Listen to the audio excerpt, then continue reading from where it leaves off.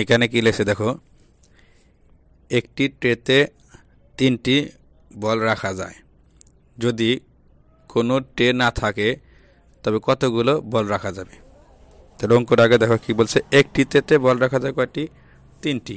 যদি কোনো ট্রেই না থাকে তাহলে কয়টি বল রাখা যাবে? তাহলে এটা আমরা কীভাবে করবো দেখো, এটা আমরা এভাবে লিখবো, একটি ট্রেতে বল রাখা যায় 3টি। তারপরে কি বলছে, যদি কোনো ট্রে না থাকে, তার মানে কি ট্রে নাই মানে কি শূন্য। তাহলে আমরা কি লিখবো, 0টি ট্রেতে বল রাখা যায় 3 গুণন 0। যেহেতু এখানে কোনো ট্রে নেই তাহলে আমরা 0 লিখবো। তাহলে 3 0 কত হয়? 0ই। কারণ ট্রে যদি না থাকে তো বল তো রাখা যাবে না।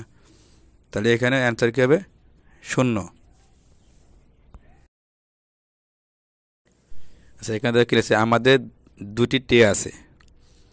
যদি আমরা প্রতিটি ট্রেতে 0টি বল রাখি তবে কতগুলো বল রাখা হবে? তাহলে এটা আমরা কী লিখবো দেখো, এখানে কি বলছে, আমাদের ট্রে আছে কত? 2টি। যদি আমরা প্রতিটি ট্রেতে 0টি বল রাখি, তার মানে কি একটি ট্রেতে যদি 0 বল রাখি, তাহলে এর আমরা এভাবে লিখবো, একটি ট্রেতে বল রাখা হয় 0টি। এখানে বলছে প্রতিটি মানে কি একটি, তাহলে আমরা লিখবো একটি ট্রেতে বল রাখা হয় 0টি।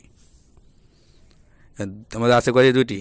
তা 2টি ট্রেতে বল রাখা হয় এই 0 গুণন 2। তা 2 এর 0 কত? 2 দিয়ে 0 গুণন করলে 0 0ই হয়। তার মানে 2টি ট্রেতে বল রাখা হবে 0টি।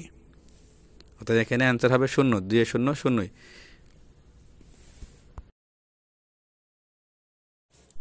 প্রিয় ভিউয়ার্স, দ্বিতীয় শ্রেণীর অঙ্ক বিষয়ে ধারাবাহিক ভিডিও পেতে আমাদের চ্যানেলটিকে সাবস্ক্রাইব করে রাখুন এবং আপনার মূল্যবান মতামত কমেন্টের মাধ্যমে জানিয়ে দিন। ধন্যবাদ।